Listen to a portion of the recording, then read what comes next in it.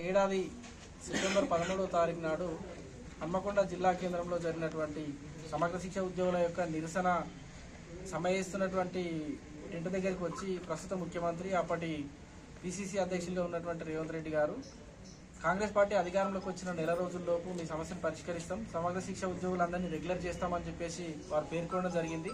కానీ కాంగ్రెస్ పార్టీ అధికారంలోకి వచ్చి ఏడాది గడుస్తున్నా కూడా ఇప్పటి వరకు ఎటువంటి ముఖ్యమంత్రి గారు ఇచ్చిన హామీలు ఎటువంటి చలనం లేదు.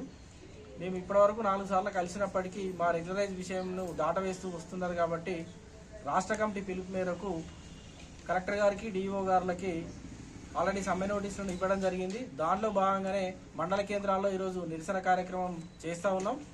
ఈ నిరసన కార్యక్రమాల తర్వాత ప్రభుత్వం స్పందించి సమగ్ర శిక్ష ఉద్యోగులందరినీ వెంటనే రెగ్యులర్ చేయాలని, లేని పక్షంలో సమ్మెకు వెళ్తామని హెచ్చరిస్తా ఉన్నాం.